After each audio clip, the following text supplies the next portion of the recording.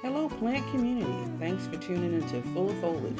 Pam's here creating a safe space, showing lots of grace, sharing a lot of plant care, plant hauls, planty crafts, and the occasional shopping trips. Join me so that we can become planty friends, have fun, and possibly learn and grow.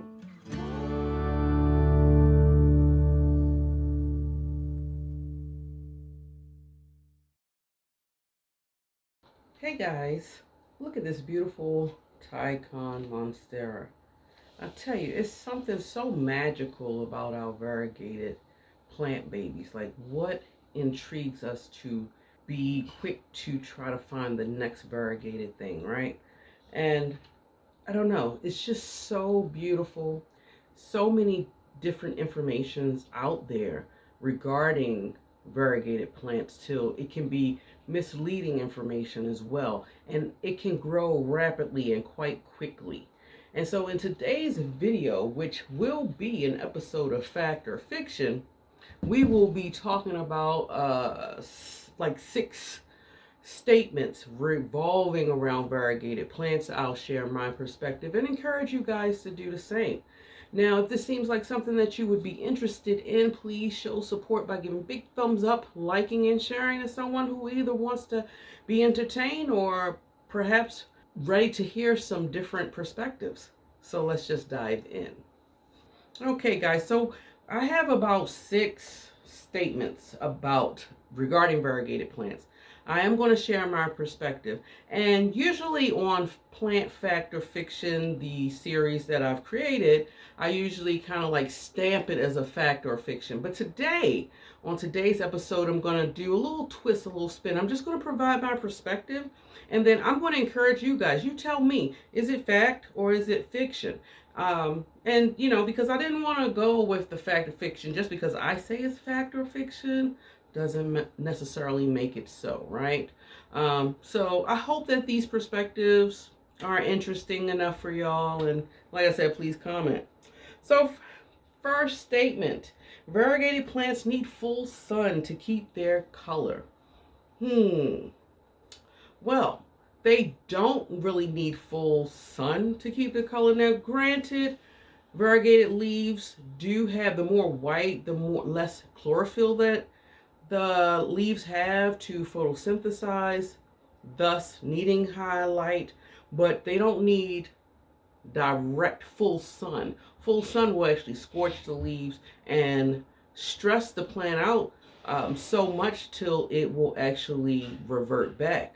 So what this plant needs, what variegated plants really need, is just high indirect light, but full sun I wouldn't recommend at all. What's your thoughts, you guys? Statement 2, more white means better. Now, more white leaves, they are beautifully, aesthetically pleasing, but is it better? No, it's not really better. What you really need in a variegated plant is a balance of the variegation, because what happens is the all white leaves are more sensitive to its surrounding, which means they will burn quite quickly. Like with this example here, this beautiful elbow. See, this all is white. It's beautiful right here until it starts getting these crispy brown tips, because I do have this one pushed up against the window in here, and so I'm quite sure that the sun is pretty much scorching this, but it's not better. It's really not the best. So you really need something that's like a mixture of the two. Like this leaf here is very beautiful variegation, I think, very balanced, where you get what you need with the green. You need that green, or maybe this one, but this could actually, maybe over time, this all white portion could possibly turn brown. So that's not necessarily true that the more white the better the plant is. We need to respect the green parts in our plants. Variegated plants are always fragile. Now, I believe some variegated plants can be fragile, but it's not based upon, I don't think it's based upon the species alone. It may also have something to do with environmental factors. Now, there are certain plants that are a little bit more hardier that has that beautiful variegation, which would be pothos, possibly marantas. But the fragility of a plant is not based on the variegation alone. If a plant reverts, it's ruined. That's not, I don't think that's true. Reverting is usually due by two factors: less light or stress. So if you know that you're giving your variegated plant adequate lighting, bright and direct light, but yet it's still reverting, you need to probably take the next step to inspect that plant to make sure it's not being stressed behind something else, whether it's a pest or fungal issue or maybe environmental issue outside of the light. And you also want to remember too, if you do have the plant that's starting to revert back, we can always try to encourage variegation by pruning away back to the last variegated leaf. Doing that will encourage the plant to pump more of those leaves out, because they're going to respond to us constantly pruning that spot. They're saying, hey, we're telling the plant we want variegated leaves, and the plant in return is telling us, hey, we want to survive. So us constantly cutting that green foliage off a variegated plant traditionally will tell the plant, say, okay, in order for me to not get cut, I need to produce this type of a leaf. Sometimes it works, sometimes it may not work, but that's the rule of thumb that we want to have. So yeah, if a plant reverts, it's not ruined. We can always save it and bring it back to its glory. Variegated plants grow slowly because they're unhealthy. And that is not true at all. Variegated plants grow slowly because it's just the genetics of the plant. They grow slowly because they have white in their leaves, which means they're getting a little bit less chlorophyll than our all green plant varieties. Chlorophyll is just so important for plant photosynthesis to, I believe we take it for granted. So when we talk about, this thing is heavy, when we talk about this Tycon, and I mean, I've talked to you guys about it too, when I say, okay, how slow this plant grows, you have to be willing, I think, to take the slow growth hit if you are after beautiful variegation. I don't know. What do you think? Share your perspective regarding that one. I'm definitely interested to read your perspectives. The last statement, you guys, is you can propagate variegated plants the same way as green ones. The propagation types, you can do the same if you want to do water, spag, perlite, even leca to get the roots going. You can do that.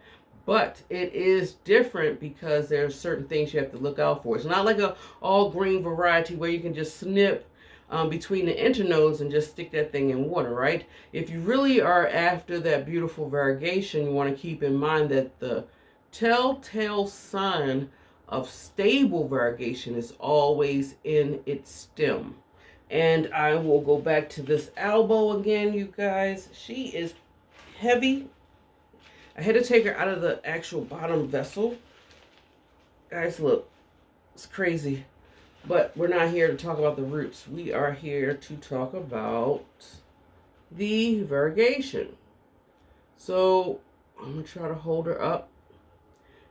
You can tell for this particular plant that I purchased, you see that variegation is extremely strong and stable because you can see all of the variegation in the stem. Like, look at the sides right here. If you saw it with less, and I wish I had, let's see. Well, maybe I do. Because I don't know if this Tycon is more of like a tissue culture. I don't really have enough information to be able to share and tell. But you can tell that this one does not have very high variegation because of the stem. You know, you see very little. It's some white in there, but it's not really as pronounced as you saw with the elbow, which is the reason why you see it being variegated. Subtle. But I think it's beautiful nonetheless.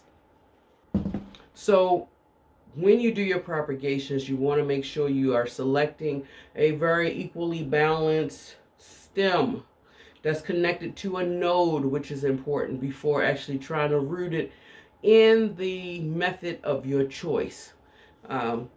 So yeah, so these pretty much, this was a very quick one of the fastest videos I think I've done in a while, but this is a very quick one, you guys. I would love to read your thoughts. Let me know.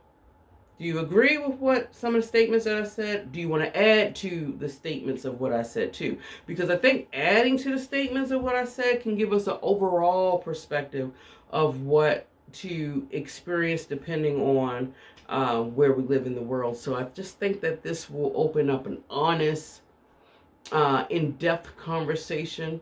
And yeah, I just want to take a tally. You let me know if what I've said was fact or fiction. So this ends this video, you guys. Keep in mind, if you love foliage as much as I do, and you love listening to planty things, definitely subscribe to this channel if you have not. Keep pushing thumbs up, keep hyping my channel, keep liking, sharing, interacting with me. I just love it all. Enjoy your day wherever you are in the world, and until next time, guys, much love. Bye.